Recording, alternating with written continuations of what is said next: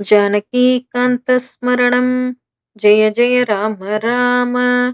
श्री सीता लक्ष्मण भरत शत्रुघ्न हनुमत् समेत श्रीरामचंद्र परब्रह्मणे नमः। सर्गः 56 श्लोक नंबर 1। अथ षट्पञ्चाशः सर्गः। ततस्तु शिंशपामूले जानकीं पर्यवस्थिताम् अभिवाद्याब्रवीद्दिष्ट्या पश्यामि त्वामिहाक्षताम्।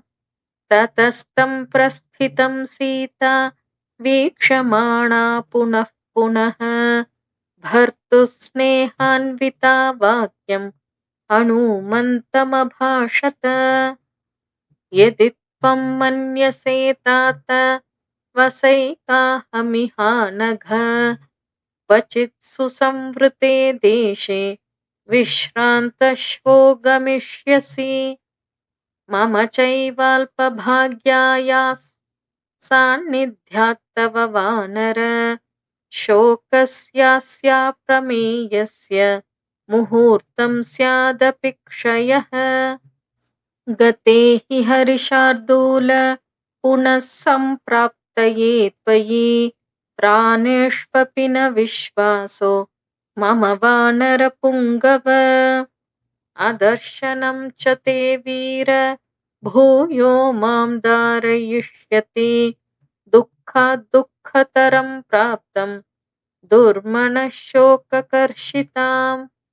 अयं च वीरसन्देहस्तिष्ठतीव ममाग्रतः सुमहत्सु महायेषु हरिवृक्षेषु महाबलः। कथं नु खलु दुष्पारं सन्तरिष्यति सागरं तानि हरिवृक्षसैन्यानि तौ वानरवरात्मजौ। त्रयाणामेव भूतानां सागरस्यापि लङ्घने शक्तिः स्याद्वैनतेयस्य तव वा मारुतस्य वा। तदत्र कार्यनिर्बन्धे समुत्पन्ने दुरासदे किं पश्यसि समाधानं त्वं हि कार्यविशारदः। काममस्य त्वमेवैकः कार्यस्य परिसाधने पर्याप्तः परवीरघ्न यशस्यस्ते फलोदयः।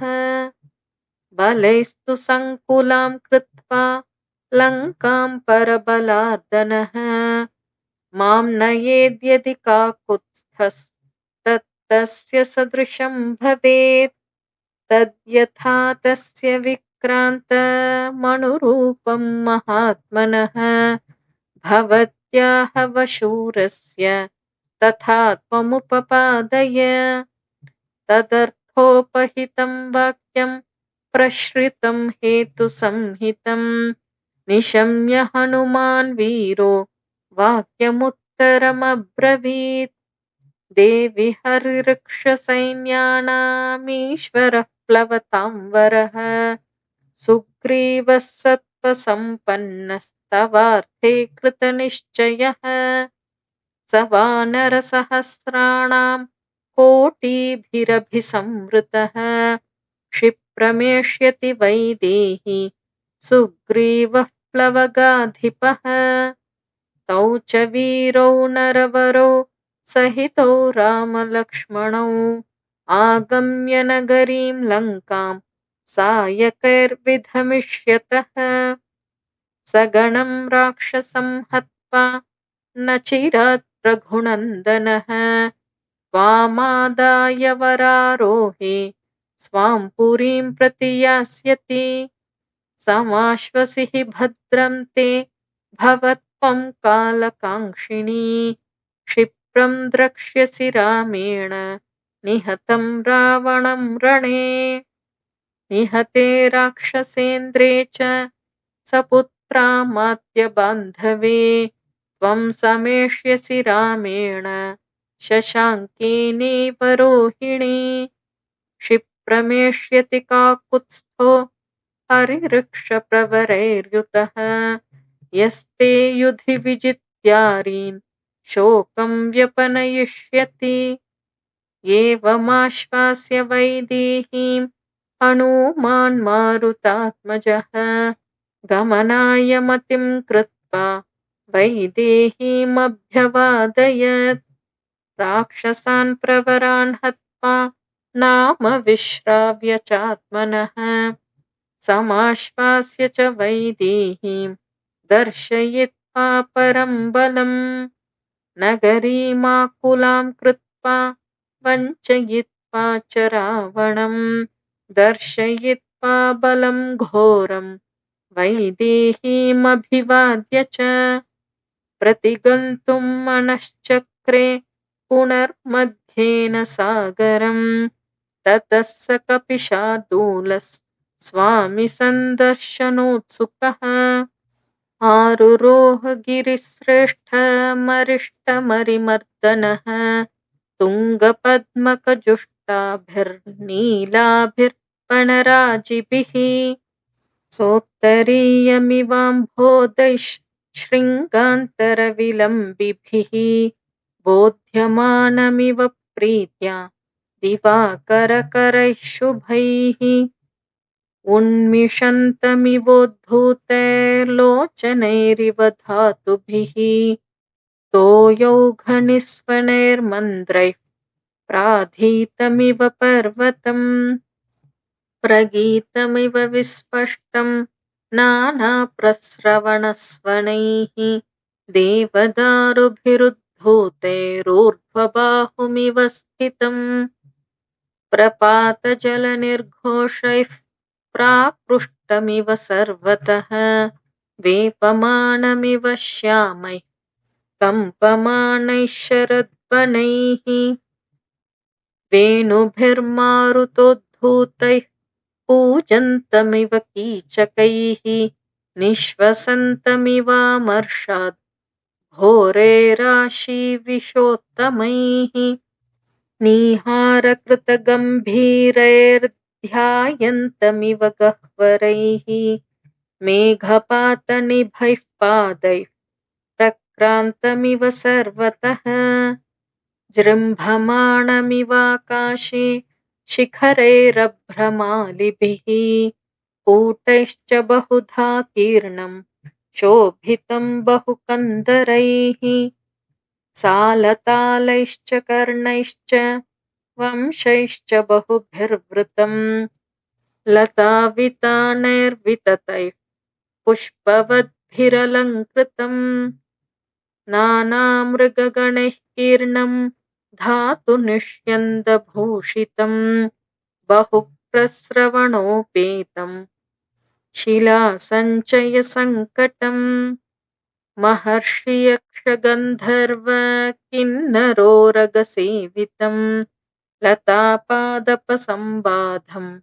सिंहाधिष्ठितकन्दरम् व्याघ्रादिभिः समाकीर्णं स्वादुमूलफलद्रुमम् आरुरोहानिलसुतः पर्वतं प्लवगोत्तमः रामदर्शनशीघ्रेण प्रहर्षेणाभिचोदितः तेन पादतलाक्रान्ता रम्येषु गिरिसानुषु सघोषाः समशीर्यन्त शिलाश्चूर्णीकृतास्ततः सतमारुह्य शैलेन्द्रं व्यवर्धत महाकपिः दक्षिणादुत्तरं पारं प्रार्थयन् लवणाम्भसः अधिरुह्य ततो वीरः पर्वतं पवनात्मजः ददर्श सागरं भीमं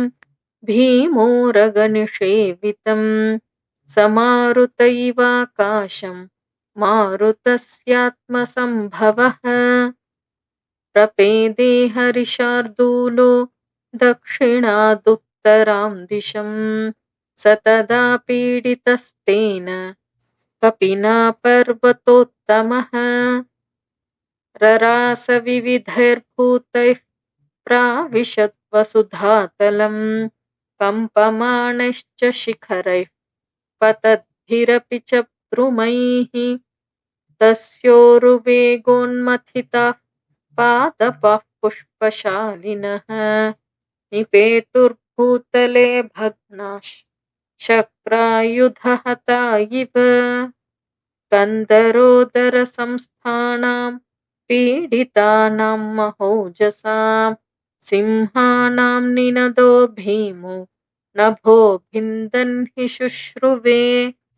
त्रस्तव्या विद्धवसना व्याकुलीकृतभूषणाः विद्याधर्यः समुत्पेतुः सहसा धरणीधरात् अतिप्रमाणा बलिनो दीप्तजिह्वा महाविशाः निपीडितशिरोग्रीवा व्यवेष्टन्तमहाहयः किन्नरोरगगन्धर्वयक्षविद्याधरास्तथा पीडितं तं नगवरं त्यक्त्वा गगनमास्थिताः स च भूमिधरः श्रीमान् बलिना तेन पीडितः स वृक्षशिखरोदग्रः प्रविवेश रसातलम् 10 योजनविस्तारस्त्रिंशद्योजनमुच्छ्रितः धरण्यां समतां यातः स बभूव धराधरः सलिलङ्घयुषुर्भीमं सलीलं लवणार्णवं कल्लोलास्फालवेलान्तमुत्पपातनभो हरिः इत्यार्षे श्रीमद् रामायणे वाल्मीकीये आदिकाव्ये सुन्दरकाण्डे षट्पञ्चाशः सर्गः जानकीकान्तस्मरणं जय जय राम राम।